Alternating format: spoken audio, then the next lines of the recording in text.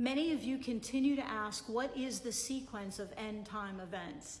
And so because I'm a visual person, I'd like to share some graphics with you that I've developed over the years in teaching the Bible, especially the books of Daniel and Revelation.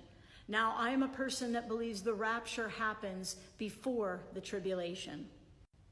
At any time, without warning, Jesus will appear in the air to catch up true believers and rapture them to heaven. We will be in heaven with the Lord while the earth goes through the 7 years of tribulation. Daniel and Revelation, both those books tell us that the tribulation is divided into 2 equal halves of 3.5 years.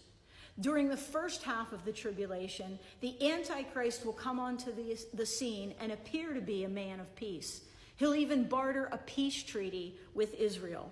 But halfway through that treaty, he is going to break it. He's actually going to set up an image of himself in the temple in Jerusalem and demand to be worshiped. With the help of his false prophet, his propaganda man, and all kinds of false signs and wonders, he is going to fool the world, and he will demand that they worship him. People will have to take his mark in order to buy or sell during that time. But his reign will quickly come to an end with the second coming of Jesus Christ.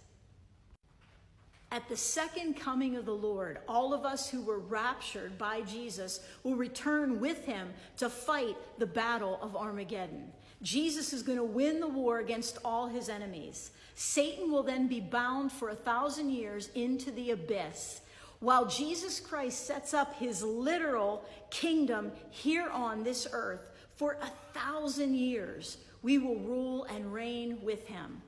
At the end of that 1,000-year reign of Christ comes the great white throne judgment, when all of the unbelievers from all of history are finally standing before God to receive their final doom. They have already been in hell, but now hell itself will be thrown into the lake of eternal fire. After this devastating event for the unsaved comes the glorious hope of every believer, where God brings his own presence down to a newly remade earth and heavens. That's right, God's going to remake everything, and he's going to bring his very presence down to this earth, where we will live forever, uninterrupted, with no sin, no death, no pain, forever with the Lord.